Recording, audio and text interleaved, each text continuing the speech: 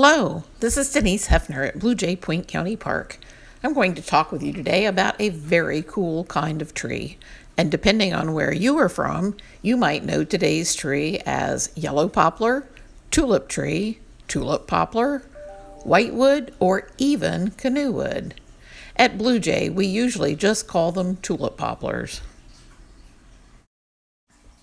These deciduous trees are easy to spot in all seasons because they're one of the tallest growing trees in the eastern U.S. forests. They grow straight up to the sky with very few lower branches, and this time of year you're most likely to notice them when there is a giant plop at your feet or on your head when one of the green, orange, and yellow flowers fall from above, from 60 or more feet in the air. These tulip-shaped flowers, of course, are where the name tulip tree or tulip poplar, or their scientific name of Liriodendron tulipifera, comes from, because they look very much like six-petaled tulips. These brightly colored flowers contain an abundance of nectar too, feeding hummingbirds, squirrels, and bees in the air, and later ants and other small nectar-loving critters on the ground. It's estimated that one good-sized tulip poplar tree produces enough nectar to yield 4 pounds of dark-colored and strong-tasting honey. 4 pounds is more than a third of a gallon. Now that's a lot of honey.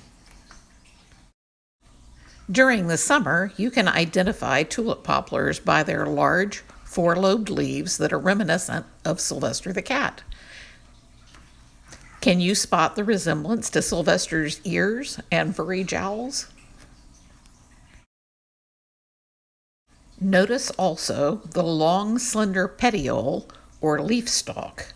When the wind blows, the large leaves quiver in the breeze like true poplars do, which gives rise to the name tulip poplar.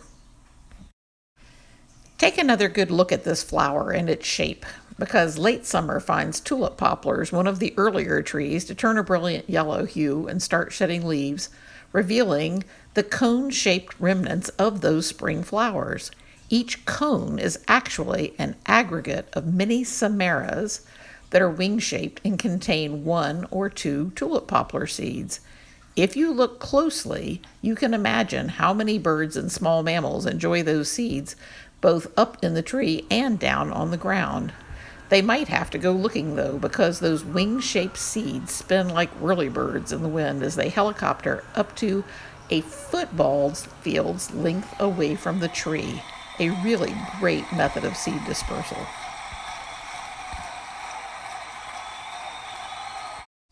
And winter sun will shine brightly off the light gray, furrowed, and slightly corky bark on the tall, straight trees that stand like soldiers in the winter woods. Historically, tulip poplars were favored by loggers for railroad ties and fence posts.